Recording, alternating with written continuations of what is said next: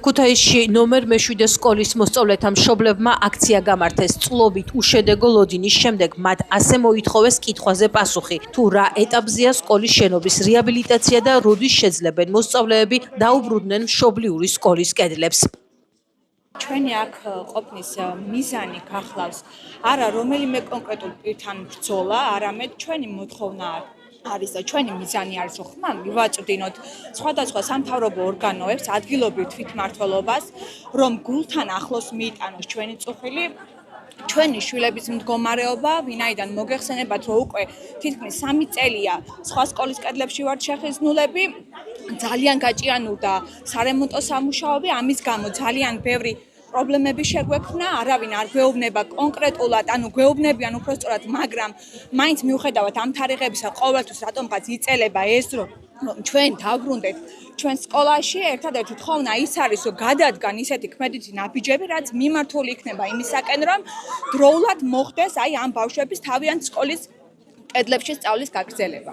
სხვადასხვა თარიღები იყო დასახელებული, უნდა შევსულიყავით წინა წლის სექტემბერში, უნდა შევსულიყავით გასული წლის დეკემბერში, ახლა გვეუბნებიან, რომ ჩასწორება მოხდა და უკვე ივნისის თვეში უნდა დამთავრდეს ეს სარემონტო სამუშაოები და რამდენად მოესწრება ამ დროში მეც არ ვიცი. ეს 2024 წლის ბოლოს უნდა დასრულებულიყო და 1 სექტემბერს არა, მაგრამ მე წლის მეორე ნახევარში უკვე სწავლა უნდა გაგვეგრძელებია სკოლაში, ჩვენ სკოლაში, მაგრამ დღესდღეობითაც იგივე სიტუაცია, რაც 2024 წლის ბოლოს იყო და ჩვენი მოლოდინები არ გამართლდა. ნუ დღესაც ვერავინ, არ ვიცი, დირექციასაც პასუხს ვერ გუცემს ზუსტად, იმიტომ რომ თვითონაც შეწუხებულია განა მოსწონს ჩვენი ეს მდგომარეობა, თვითონაც შეწუხებულია ამ მდგომარეობით, თვითონაც წუხს, მაგრამ აი ის რომ ვინმე პასუხისგება მისცეს თუ ჩვენ დირექტორს და დირექტორის უკან ჩვენ დგევართ მშობლები, რომლებიც მოლოდინში ვართ, პასუხის მშობლები იმ პრობლემებზეც საუბრობენ, რაც სკოლის სარეაბილიტაციო სამუშაოების გაჭიანურებამ ბავშვებს შეუქმნა. აქციაზე შეკრებილთა თქმით, მოსწავლეები შეცვლილი სასწავლო რეჟიმის გამო ვერ ახერხებენ შესაბამისი განათლების მიღებას. ვითხოვთ სიმართლეს. სადაც რა ვიცი, ჩვენი ბავშვები პირველ რიგში არიან ფსიქოლოგიურ ზეწოლის ქვეშ, იმიტომ რომ წრეებზე ვერ დადიან, გაკვეთილებს ვერ ასწრებენ, ღამე მოდიან სახლში და სრულიად დაღლილები არიან. 3:30-ზე იწყება სკოლა და ეს მეორე სმენა კი არა, ითვლება მესამე სმენად უკვე. აქედან გამომდინარე, იძულებული გავხდით მშობლები დირექციასთან, რომ ვერანაირი, რა ქვია, სიტყვა, ანუ მართალ ვერ მოვისმინეთ, გავხდით იძულებული, რომ მოვაწყოთ აქცია და ვნახოთ სიმართლე, გაგვცეს სამინისტრო მზემდგომმა, ვისაც ეკუთვნის ეს საქმე, რატომ იგვიანებს ამდენი ხანი უნდა ყოფილიყო ივნისისთვის დამთავრებული უკვე სამუშაოები, ივნისისთვის კი არა, არამც თუ დაწყებული არ არის, ანუ ეს სამუშაოები და როდემდე უნდა ვიწამოთ ჩვენ მშობლებმა და ჩვენმა შვილებმა. მშობლები სკოლის შენობის ახლანდელ მდგომარეობაზეც ამახვილებენ ყურადღებას. მათი თქმით, სახურავის ნაწილი სკოლას მოხდილი აქვს, რაც შენობის მდგომარეობას საფრთხეს უქმნის. ეხლა რა მდგომარეობა არის? კატასტროფა არის. ანუ სახურავი არის გადახდილი, ჩამოდის წყალი, ანუ შიგნით რაც იყო, ისიც კი ლპება. და წარმომადგენელს როცა ვესაუბრეთ, განგვიცხადა ესე რომ იკითხა ჩვენმა მშობელმა რომ წყალი სად მიწისო, წყალი მიედინებაო, ანუ დაგვწინა. აქედან გამომდინარე ვითხოვთ სრულიად, არ ვიცი რა, ჩვენ არ გავჩერდებით მოკლედ, სანამდე ჩვენი შვილები არ იქნებიან თავიანთ სკოლაში დაბრუნებულები. მე ჩემი შვილი იმიტომ შემოვიყვანე ამ სკოლაში, რომ მინდოდა პირველი სმენა ყოფილიყო და ამიტომ ეხა არ ვიცი რა, ეს არის სრული მარაზმი, რაც ხდება. მშობლებმა პასუხების მისაღებად წერილობითი განცხადებაც გააკეთეს ხელმოწერებით. ისინი როგორც ადგილობრივი თვითმმართველობის, ისე საგანმანათლებლო და სხვადასხვა უწყების წარმომადგენლებს მიმართავენ, რათა საბოლოოდ მიიღონ პასუხი, თუ როდის აღდგება სკოლაში სასწავლო პროცესი.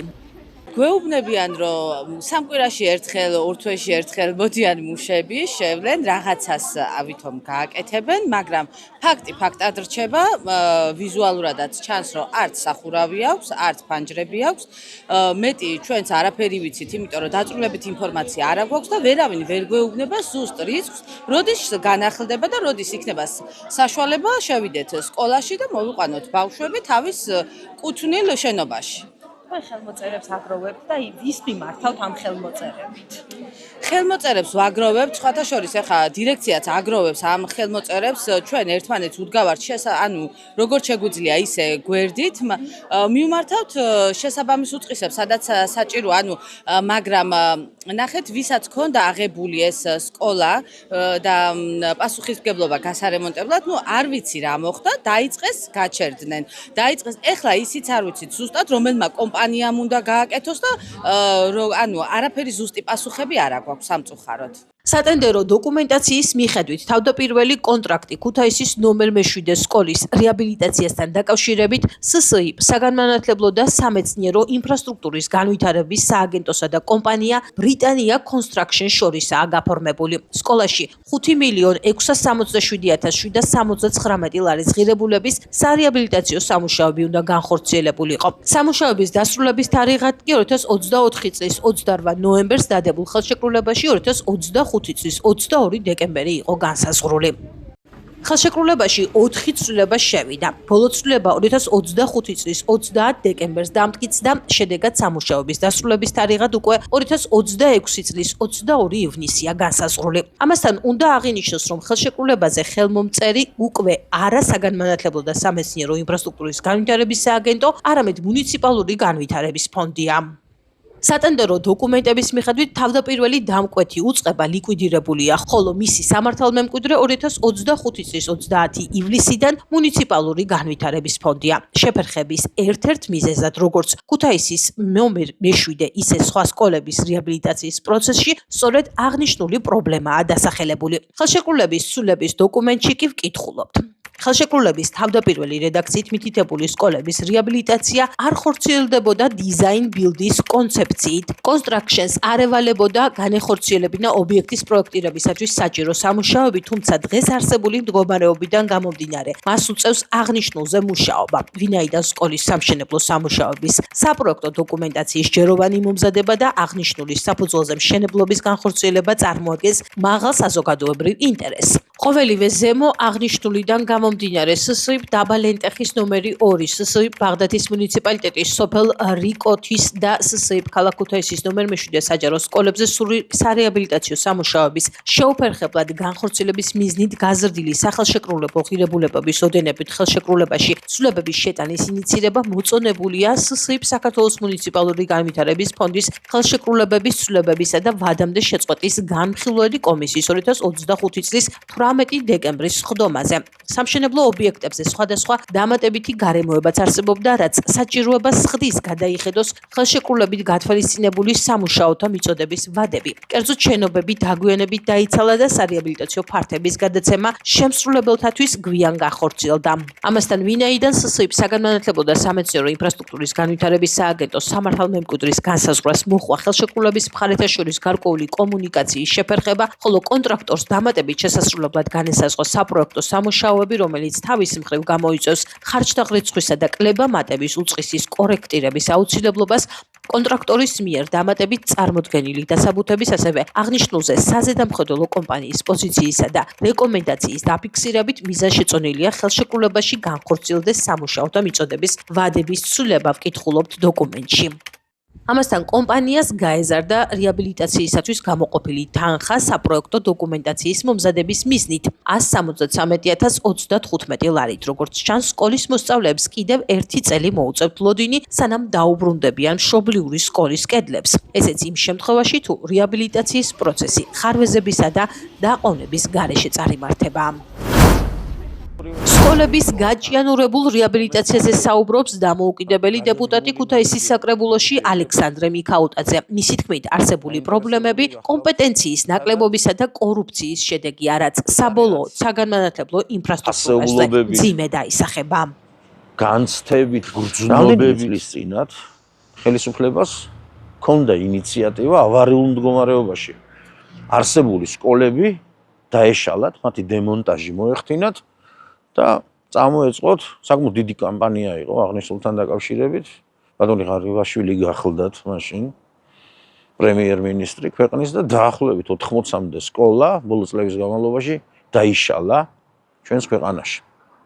ახლა იმერეთთან ერთად ვიცნობ მაგალითად რამდენიმე რეგიონის, კახეთის, ქვემო ქართლის და სამცხე ჯავახეთის სურათი შემილია წარმოგიდგინოთ, სადაც 175 მილიონ ლარზე მეტი უნდა დახარჯულიყო და 37 სკოლა აშენებულიყო.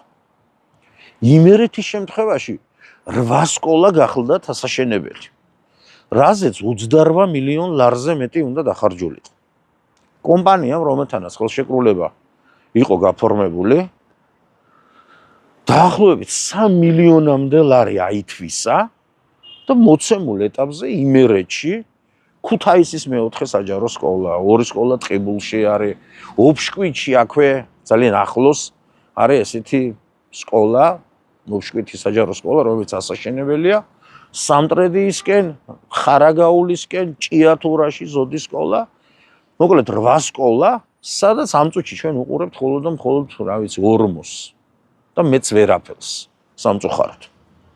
განათლების სამინისტრომ რამდენიმე თვის წინათ გააუქმა საჯარო სამართლის იურიდიული პირი ინფრასტრუქტურის სააგენტო. საკუთარი უწყება, რომელიც გახლდათ უკვე კარგახანია პასუხისმგებელი და მის ხელში იყო ძირითადად თავმოყრილი სამშენებლო და სარეაბილიტაციო სამუშაოები. მოცემულ ეტაპზე საკითხის უბედურება იმაში მდგომარეობს, რომ მოცემულ ეტაპზე ადრესატსაც კი ვერ იპოვით. ვინ შეიძლება აიღოს პასუხისმგებლობა და განუმარტოს მოქალაქეებს, მშობლებს, მასწავლებლებს რა ვადებში და როდის იქნება კონკრეტული სკოლა ან რეაბილიტირებული, ან აშენებული. ქუთაისის მეოთხე სკოლის შემთხვევაში და აი იმერეთში კიდე დანარჩენი 7 სკოლის შემთხვევაში პროცესი უნდა დასრულებულიყო 25 წლის ივლისის თვეში. წარმოგიდგენიათ? ესე იგი 2 წლის განმავლობაში მათ სკოლა უნდა აეშენებიათ და ჯერჯერობით იქ, რა ვიცი, სამშენებლო სამუშაოები არ დაწყებული. გააუქმეს უწყება, მაგალითად იმერეთის შემთხვევაში გააუქმეს ხელშეკრულება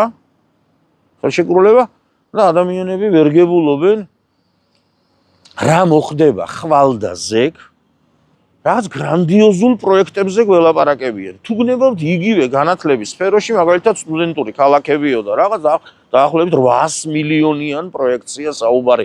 იქით რა სტადიონი გნებავთ, ახალი აეროპორტი გნებავთ, მილიარდიან პროექტებზე არის საუბარი და მაგალითად იმერეთის მაგალითი ამას თუ დავიყვანთ 28 მილიონის საქმე ვერ აქვთ დაწყებული. დამთავრებული უნდა კონდეთ ლამის, რა ვიცი, რა 1 წლის წინათ რა ეს, რომ არა კიდე გადავადებები და ასეთ. აქ ჩვენ ვაწყდებით, თქვენ იკითხეთ, რაში მდგომარეობს პრობლემა მდგომარეობს საშინელ ადმინისტრირებაში, მაპატიეთ და უთაობაში, უპასუხისმგებლობაში, გულგრილობაში, კორუფციულ გარიგებებში. არაერთი მანკიერი შეიძლება ჩამოვთვალოთ, რომელსაც ადგილი აქვს ახლა ტყუილზე და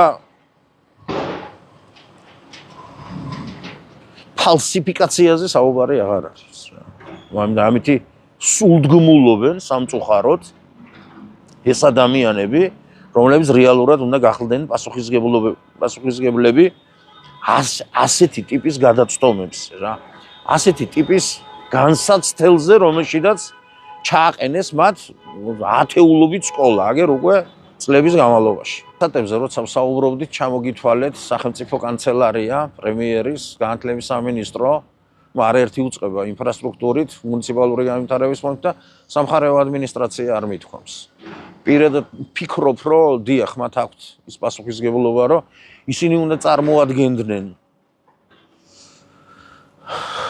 იმ შუალედურ რგოლს, რომ ადგილობრივმა ცხოვრებმა ქუთაისში და იმერეთში მყოფმა ადამიანმა საკუთარი სატკივარი ხელისუფლებამდე მიიტანოს. დიახ, მათ ჩვენ უყურებთ წარმატებული პროექტების გახსნისას, მაგრამ სამწუხაროდ ვერ ვხედავთ, რომ ჩავარდნებთან დაკავშირებით ისინი რაიმეს აკეთებდნენ. ქმედითი იყვნენ ამ თვალსაზრისით.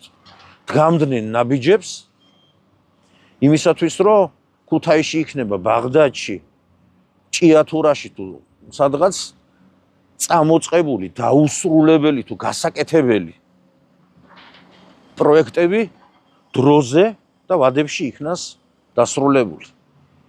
ცხადია, აქ ყველა ინსტიტუციას აქვს საკუთარი პასუხისმგებლობა და ცხადია მათ შორის სამხარეო ადმინისტრაციასაც.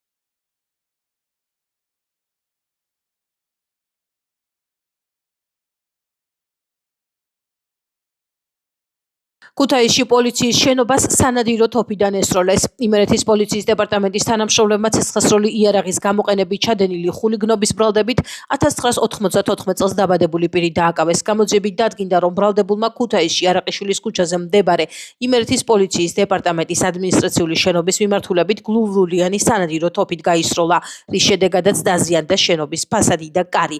დანაშაულის ჩადენის იარაღი ნივთმტკიცებადაა ამოღებული. გამოძიება სისხლის სამართლის კოდექსის 239 მუხლის მესამე ნაწილით მიმდინარეობს, რაც 7 წლამდე ვადით თავისუფლების აღკვეთას ითვალისწინებს. ირაკლი ყობახიძის განცხადებით საზოგადოებას უნდა დაუბრუნდეს დებატების ფორმატი. როგორც მან აღნიშნა, მზად არის ნებისმიერი ჯანსაღი ფორმატის დისკუსიაში მონაწილეობა მიიღოს. ირაკლი ყობახიძე აცხადებს, რომ სწორი ანალიზის შედეგად არჩევანის გასაკეთებლად აუცილებელია საჯარო დებატების გამართვა. მეგატივი დაინტერესდა თუ რას ფიქრობენ ქუთაისში ადგილობრივი პოლიტიკოსები დებატების განახლებასთან დაკავშირებით. ეს არის აუცილებელი. ეს არის ცივილური ფორმა, რითაც ადამიანები გაარკვევენ არგუმენტულად, რომელი მხარეა მართალი. ვის უნდა დაუჭიროს მხარი არჩევნების დროს თუნდაც. ან ვისი უნდა დაიჯეროს უფრო მეტად. ვის უფრო მეტი არგუმენტი აქვს იმ საკითხთან დაკავშირებით, რის საფუძველზეც დებატებში ადამიანები ჯდებიან. დებატები არ ნიშნავს იმას, რომ ერთმანეთს ვინმე შეურაცხყოფა მიაყენოს, ცილი დასწამოს, ფიზიკურ შეხლა-შემოხლაზე წავიდეს. რა თქმა უნდა, არის. ყველა ცივი ქვეყანას აქვს. დემოკრატიული ქვეყნებს აქვს დებატები შემოღებული და ძალიან კარგია, როცა ჯანსაღად მოაზროვნე ოპონენტი ოპონირებას გაგიწევს თუნდაც დებატების დროს. არის ბევრი გამოწვევები, არის მოსახლეობაში პრობლემებიც, აი ამ საკითხებთან შეჯერებაც შეიძლება, დებატების გამართვაც შეიძლება, რა თქმა უნდა, მაგრამ ეს დებატები არასოდეს არ უნდა იყოს გინდა თუ არა ვიცეპარტიული განხილული და პოპულისტური განცხადებებისთვის გამოყენებული. ეს უნდა იყოს არგუმენტებზე დაფუძნებული და თუნდაც რჩევის სახით მიცემული ან ერთ მხარეზე და ან მეორე მხარეზე.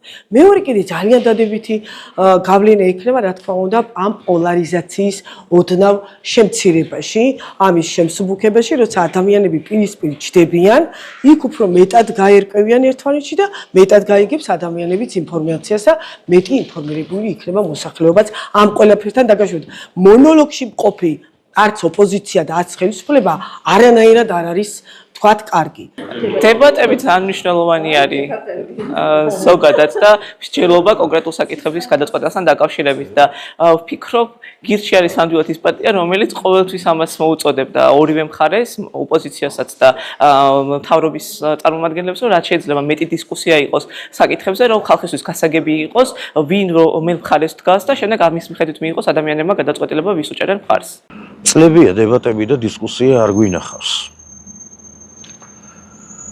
თითქოს და გამოვიდნენ ინიციატივით გაიმართოს რიგ საკითხებზე და ქვეყნისთვის მნიშვნელოვან საკითხებზე. ცხადია ეს ასე უნდა იყოს, რატომ ვერ უყურებდით დიალოგს, რატომ ვერ უყურებდით დისკუსიას მთელ რიგ საკითხებზე, ესეც სამხრივად რაც პასუხისგებლობები ისრები უნდათ, რომ იქით სადღაც სხვაგან მიმართონ, არა და სალსახად მათი პასუხისგებლობაა, რომ ამას ვერ უყურებდით.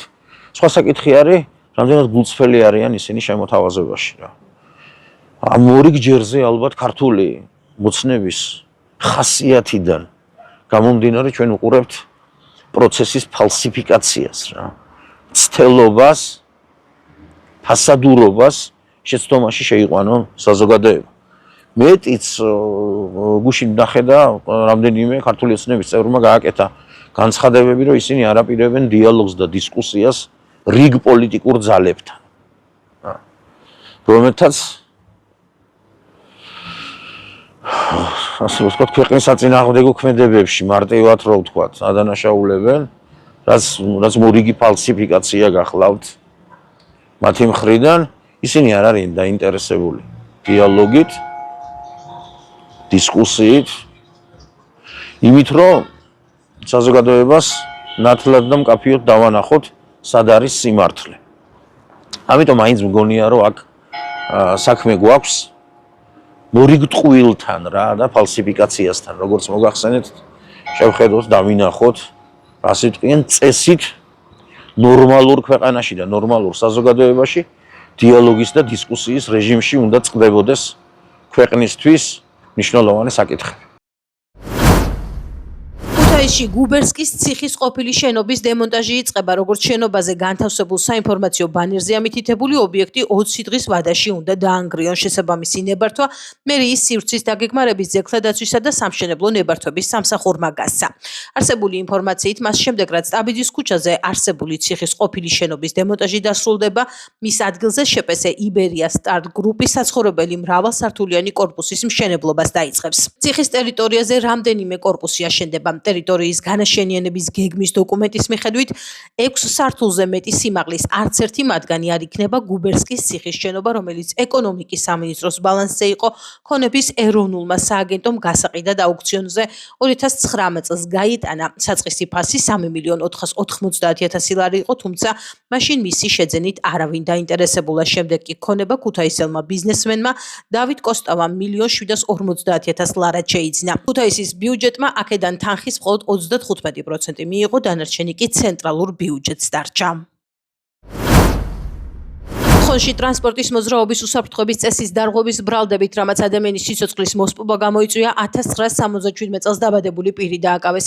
გამოძიებით დგინდება, რომ მიმდინარე წლის 27 იანვარს ხონის მუნიციპალიტეტში ბრალდებული მსუბუქი ავტომობილით ჯერ ბეტონის ბორდილს, შემდეგ კი ქვეითად მოსიარულე 1959 წელს დაბადებულ პირს დაეჯახა. ავტოსაგზაო შემთხვევის შედეგად დაშავდა ავტომობილის მძღოლი და ქვეითად მოსიარულე მამაკაცი. ორივე მათგანი შესაბამისი სამედიცინო დახმარების მიზნით კლინიკაში გადაიყვანეს, სადაც მიღებული დაზიანებების შედეგად ქვეითი მამაკაცი გარდაიცვალა. ფაქტთან დაკავშირებით გამოძიება სისხლის სამართლის კოდექსის 276 მუხლის მე-6 ნაწილით მიმდინარეობს, რაც 7 წლამდე ვადით თავისუფლების აღკვეთას ითვალისწინებს. ქუთაისში ჭავჭავაძის ხიდის მიმდებარედ რიონის სანაპიროზე თანამედროვე მრავალფუნქციური პარკის პროექტირება იწყება. ინფორმაციას საქართველოს მუნიციპალური განვითარების ფონდი ავრცელებს. მათი ცნობით, პროექტის მიზანია ქალაქში შეიქმნას ახალი სივრცე, სადაც ადგილობრივი მოსახლეობა ქუთაისის სტუმრები შეძლებენ დასვენებას სხვადასხვა სოციალურ აქტივობებში და კულტურულ ღონისძიებებში ჩართვას. პარკში დაგეგმილია მედიათეკის, ღია ამფითეატრის, სპორტული მოედნების, სავარჯიშო ზონების, ჭადრაკის მაგიდების, საბავშვო გასართობის სივრცეებისა და კვების ობიექტების განთავსება. პროექტი ასევე ითვალისწინებს რეკრეაციული სივრცეებისა და სანაპირო კუნძულებთან დამაკავშირებელი საფეხმავლო და ველობილიკების მოწყობას. პარკი აღჭურვილი იქნება თანამედროვე სარწყავი განათებისა და უსაფრთხოების სისტემებით. ახალი პარკის სივრცე სრულად იქნება ადაპტირებული ყველა ვიზიტორისათვის, მათ შორის განსაკუთრებული საჭიროებების მქონე პირებისათვის. ქუთაისში რიონის სანაპიროზე ახალი პარკის მოწყობა ხელშეუწყობს ჯანსაღი ცხოვრების წესის პოპულარიზაციასა და ტურიზმის განვითარებას. ნათქვამია საქართველოს მუნიციპალური განვითარების ფონდის მიერ გავრცელებული ინფორმაციაში. 7 სხვადასხვა სისხლის სამართლის საქმეზე გამოვლენილ კორუფციულ დანაშაულებთან დაკავშირებით დაკავებული და პასუხისგებაში მიცემულია სულ 21 ადამიანი. ამის შესახებ სახელმწიფო უსაფრთხოების სამსახურის ანტიკორუფციული სააგენტოს უფროსმა ემზარ გაგნიძემ ბრიფინგზე განაცხადა. სუსში აღნიშნავენ, რომ უმეტეს შემთხვევაში საქმე ეხება სამხედრო სამსახურში გაწვევის გადავადებასთან დაკავშირებით ჯანმრთელობის ცნობის შესახებ ყალბი დოკუმენტების დამზადებას. უწყების ცნობით დაკავებულთა შორის არიან ექიმები და ექთნები. სახელმწიფო უსაფრთხოების სამსახურის ანტიკორუფციული სააგენტოს თანამშრომლების მიერ საქართველოს სხვადასხვა რეგიონში დღეს ჩატარებული მასშტაბური ანტიკორუფციული ღონისძიების შედეგად 7 სხვადასხვა სისხლის სამართლის საქმეზე გამოვლენილ კორუფციულ დანაშაულებთან დაკავშირებით დაკავებული და პასუხისგებაში მიცემულია სულ 21 ადამიანი. პირველი საქმე. თავდაცვის სამინისტროს გენერალურ ინსპექციასა და პროკურატურასთან ერთად ჩატარებული ერთობლივი ღონისძიების ფარგლებში თბილისში ქრთამის აღებისა და ქრთამის აღებაში დახმარების, ასევე სამსახურებრივი სიყალბის ფაქტებზე დაკავებულები არიან საქართველოს ოკუპირებული ტერიტორიებიდან დევნილთა, შრომის, ჯანმრთელობისა და სოციალური დაცვის სამინისტროს, შპს ფსიქიკური ჯანმრთელობისა და ნარკომანიის პრევენციის ცენტრის ექიმი ფსიქიატრი და ამავე ცენტრის უსაფრთხოების თანამშრომელი. ჩატარებული გამოძიებით დადგენილია, რომ ექიმმა ფსიქიატრმა წვევამდელთა ეროვნული სამხედრო სამსახურისთვის თავის არიდების მიზნით უსაფრთხოების თანამშრომლის დახმარებით ქრთამის აღების სანაცვლოდ წვევამდელ პირს დაუდგინა ყალბის სამედიცინო დიაგნოზი და დაუმზადა ყალბი ინფორმაციის შემცველი სამედიცინო ცნობა, რომლის გამოყენებითაც ის შეძლებდა სამხედრო ვალდებულებისგან გარკვეული პერიოდით თავის არიდებას. გამოძიება საქართველოს სისხლის სამართლის კოდექსის 328 მუხლის პირველი ნაწილით, 25-328 მუხლის პირველი ნაწილითა და 351 მუხლით მიმდინარეობს, რაც სასჯელის სახით 6-დან 9 წლამდე ვადით თავისუფლების აღკვეთას ითვალისწინებს. მეორე. წინასწარი შეთანხმებით ჯგუფის მიერ თაღლითობის ფაქტზე დაკავებულია ერთი მოქალაქე, ერთ პირს კი ბრალდება წარედგინა. ჩატარებული გამოძიებით ამ ეტაპზე გამოვლენილია, რომ ბრალდებულები თითქოს და სამხედრო სამედიცინო კომისიის წევრის დახმარებით მოქალაქეს ეროვნულ სამხედრო სამსახურში გაწვევის გადავადებას დაჰპირდნენ ჯანმრთელობის მდგომარეობის დროებით შეუსაბამობის დადგენის გზით და ამის სანაცვლოდ მათ მოქალაქეს 10,000 ლარის გადახდა მოსთხოვეს და წინასწარ გამოართვეს 5,000 ლარი. რეალურად კი არანაირი დახმარება არ გაუწევიათ და მიღებული თანხა თაღლითურად მიისაკუთრეს. აღნიშნულ ქმედებასთან დაკავშირებით გამოძიება საქართველოს სისხლის სამართლის კოდექსის 19-180 მუხლის მეორე ნაწილის ა და ბ ქვეპუნქტებით მიმდინარეობს, რაც სასჯელის სახით 4-დან 7 წლამდე ვადით თავისუფლების აღკვეთას ითვალისწინებს. მესამე სისხლის სამართლის საქმე. სამსახურებრივი უფლებამოსილების ბოროტად გამოყენების, სამსახურებრივი სიყალბისა და ყალბი ოფიციალური დოკუმენტების არაერთგზის დამზადების, გასაღებისა და გამოყენების ფაქტებზე ბრალდება წარედგინათ ქარელის მუნიციპალიტეტის მერიის, სამხედრო აღრიცხვისა და გაწვევის სამსახურის ყოფილ უფროსს და შპს ბერმუხის მმართველს. გამოძიებით დადგინდა, რომ სამხედრო აღრიცხვისა და გაწვევის სამსახურის ყოფილმა უფროსმა სამსახურებრივი მდგომარეობის გამოყენებით შესაბამისი კომისიების გადაწყვეტილებების გარეშე სამედიცინო დასკვნების გაყალბებით ალტერნატიულ შრომით სამსახურში გასაწვევად 6 წვევამდელი აღრიცხვაზე აიყვანა, რომელთაგან ნაწილი ალტერნატიული არასამხედრო შრომითი სამსახურის მოსახდელად მიავლინეს შპს ბერმუხაში. კომპანიის ფაქტიურმა მმართველმა არაერთგზის გასცა ყალბი ცნობა დახასიათებები, რომ თითქოს და აღნიშნული წვევამდელები დასაქმებულნი იყვნენ შპს ბერმუხაში და გადიოდნენ არასამხედრო ალტერნატიულ შრომით სამსახურს. კიდევ ერთი დეტალი. აღნიშნულ პერიოდში წვევამდელთა ნაწილი ქვეყნის ფარგლებს გარეთ იმყოფებოდა. აღნიშნულ ქმედებებთან დაკავშირებით გამოძიება საქართველოს სისხლის სამართლის კოდექსის 322 მუხლის პირველი ნაწილით, 351 მუხლით და 362 მუხლის მეორე ნაწილის აქვეპუნქტით მიმდინარეობს, რაც სასჯელის სახით 3-დან 6 წლამდე ვადით თავისუფლების აღკვეთას ითვალისწინებს. მეოთხე. ჯგუფურად კომერციული მოსყიდვის და ყალბი ოფიციალური დოკუმენტების დამზადებისა და გასაღების ფაქტებზე სისხლის სამართლის პასუხისგებაშია მიცემული შპს კროლ მედიკალ კორპორეიშენისა და შპს თბილისის ცენტრალური საავადმყოფოს 4 ექიმი. ჩატარებული გამოძიებით დადგენილია, რომ მედიკოსებმა მათთან დანაშაულებრივ კავშირში მყოფ ამავე საქმეზე ჯგუფურად კომერციულ მოსყიდვაში დახმარების ფაქტზე უკვე მხილებული პირის მიერ მოძიებულ 315 მოქალაქეს დაუმზადეს ჯანმრთელობის მდგომარეობის შესახებ ყალბი ცნობები და სხვა სამედიცინო დოკუმენტაცია, უზრუნველყვეს მათი განთავსება საქართველოს ოკუპირებული ტერიტორიებიდან დევნილთა შრომის, ჯანმრთელობისა და სოციალური დაცვის სამინისტროს შესაბამის ელექტრონულ ბაზაში, რის საფუძველზეც მოქალაქეებს შეზღუდული შესაძლებლობის მქონე პირის სტატუსი უკანონოდ მიენიჭათ და სახელმწიფო პენსია დაენიშნათ.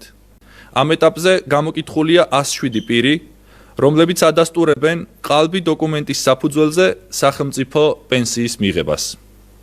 გამოძიება საქართველოს სისხლის სამართლის კოდექსის 221 მუხლის მეოთხე ნაწილის აქვე პუნქტით, 25-221 მუხლის მეოთხე ნაწილის აქვე პუნქტით და 362 მუხლის მეორე ნაწილის ბექვე პუნქტით მიმდინარეობს, რაც სასჯელის სახით 4-დან 6 წლამდე ვადით თავისუფლების აღკვეთას ითვალისწინებს.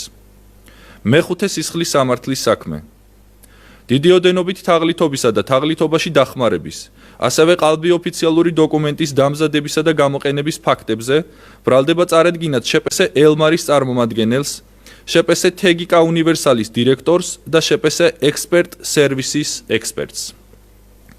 ჩატარებული გამოძიებით ამ ეტაპზე დადგენილია, რომ ჩოხატაურის მუნიციპალიტეტის სოფელ ხიდისთავში მდებარე ფეხბურთის მოედნის სარეაბილიტაციო სამუშაოების შესრულებისას შპს თეგიკა უნივერსალის დირექტორი, ქვეკონტრაქტორი კომპანია შპს ელმარის მინდობილი პირისა და შპს ექსპერტ სერვისის ექსპერტის დახმარებით თაღლითურად დაეუფლა ჩოხატაურის მუნიციპალიტეტის მერიის კუთვნილ 19090 ლარს.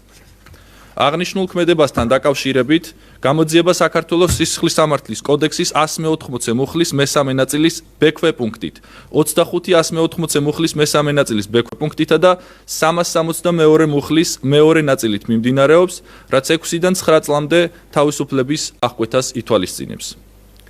მეექვსე საქმე.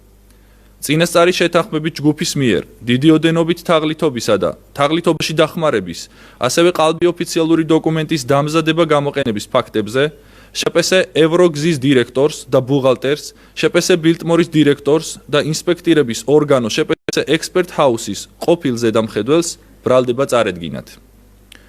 ჩატარებული გამოძიებით დადგენილია, რომ გურჯაანის მერიასა და შპს ბილტმორს შორის გაფორმებული ხელშეკრულების საფუძველზე ქვეკონტრაქტორი ორგანიზაციის შპს ევროგზის მიერ განხორციელდა საავტომობილო გზის სარეაბილიტაციო სამუშაოები ღირებულებით 477.551 ლარი. სამუშაოებს ტექნიკურ ზედამხედველობას უწევდა გურჯაანის მუნიციპალიტეტის მერიის მიერ დაქირავებული შპს ექსპერტ ჰაუსი, რომლის დასკვნის საფუძველზეც განხორციელდა ანგარის სწორება. საინჟინრო ექსპერტიზის დასკვნის თანახმად კი რეალურად შესრულებულ სამუშაოებსა და კომპანიის მიერ შედგენილ სამუშაოების შესრულების ამსახველ აქტებში დაფიქსირდა 38158 ლარის სხვაობა. თავის მხრივ ზემოხსენებული პასუხისმგებელი პირები თაღლითურად დაეუფლნენ გურჯაანის მუნიციპალიტეტის მერიის კუთვნილ 38158 ლარს. აღნიშნულ ქმედებებთან დაკავშირებით გამოძიება საქართველოს სისხლის სამართლის კოდექსის 180 მუხლის მეორე ნაწილის აქვე პუნქტით, მესამე ნაწილის ბექვე პუნქტით, 25-180 მუხლის მესამე ნაწილის ბექვე პუნქტით და 362 მუხლის მეორე ნაწილის ბექვე პუნქტით მიმდინარეობს, რაც სასჯელის სახით 6-დან 9 წლამდე ვადით თავისუფლების აღკვეთას ითვალისწინებს. მეშვიდე.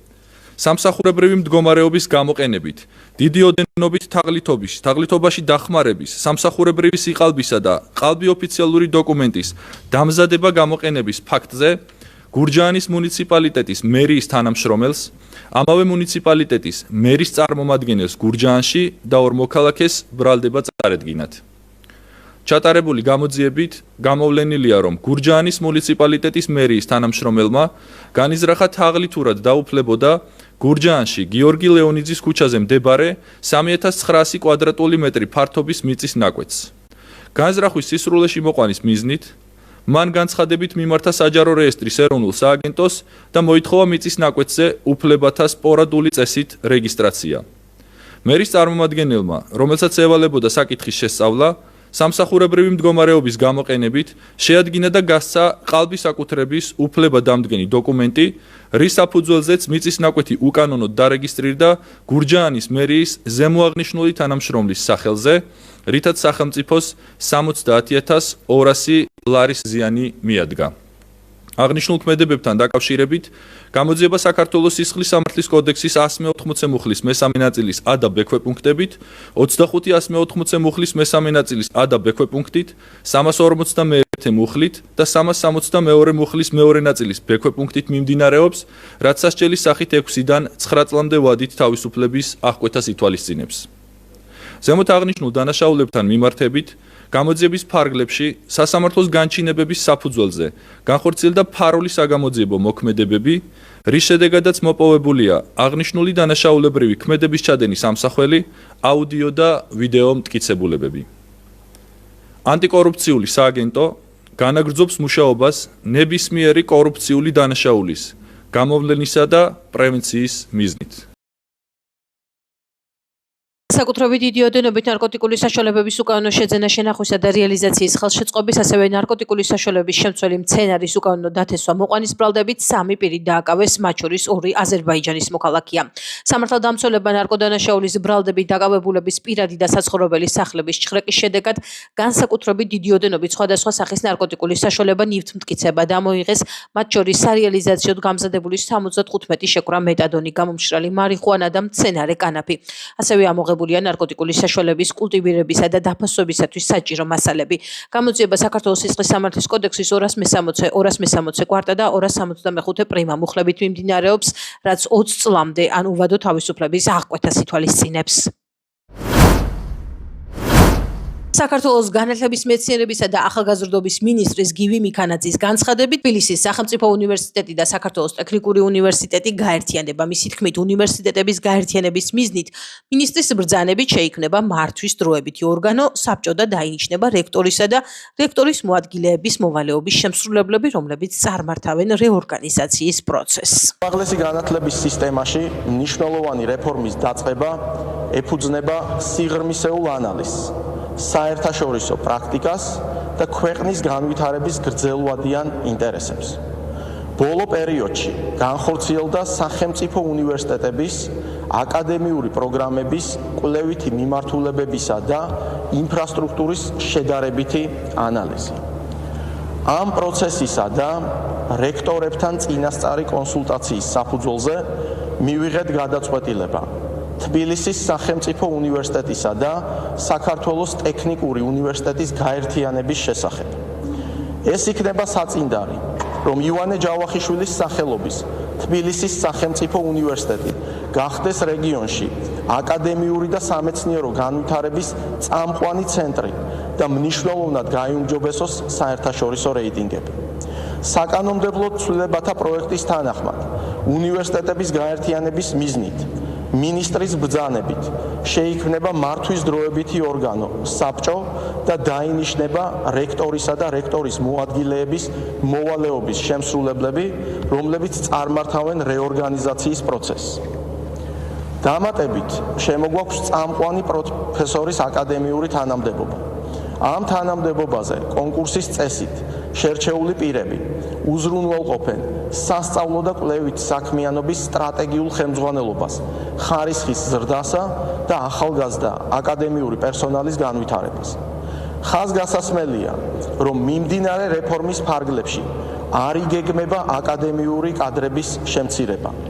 მაქსიმალურად შევინარჩუნებთ აკადემიურ პერსონალს, გავწევთ ძალისხმევას, რომ მათი გამოცდილება და ცოდნა გამოყენებული იყოს როგორც სასწავლო კომპონენტში, ასევე კვლევით და სამეცნიერო საქმიანობაში.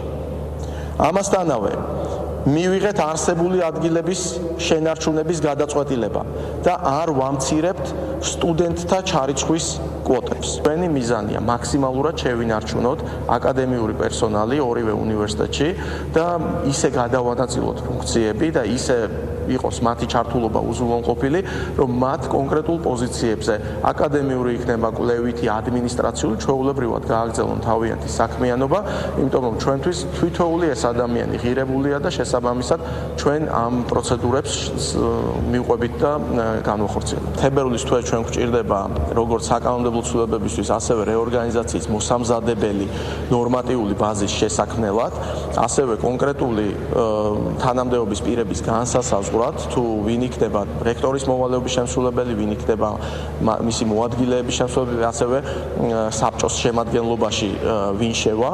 ეს მნიშვნელოვანია, იმიტომ რომ ამ ორგანომ უნდა მართოს მთელი ეს პროცესები და რაც შეეხება მიღებას, შესაბამისად მოხდება უკვე გაერთიანებულ ფორმატში, იმიტომ რომ გადაწყვეტილება მიღებული გვაქვს გრაფაში, რომც იყოს პირველად ეტაპზე საქართველოს ტექნიკური უნივერსიტეტი ჩაწერილი ცალკე და ივანე ჯავახიშვილის სახელობის სახელმწიფო უნივერსიტეტი ცალკე, იქ ფაკულტეტების მიხედვით იქნება არჩევა, მაგრამ მე შემიძლია დანამდვილებით გითხრათ, რომ როდესაც სასწავლო პროცესი დაიწყება, ანუ სასწავლო წელი 2026-27 სასწავლო წელი, უკვე ეს ორი უნივერსიტეტი ერთი უნივერსიტეტის ფორმატში გამოვა და მას ექნება თბილისის სახელმწიფო ივანე ჯავახიშვილის სახელობის თბილისის სახელმწიფო უნივერსიტეტის სახელწოდება და შესაბამისად დიპლომებიც ამ უნივერსიტეტის სახელით გაიცემა.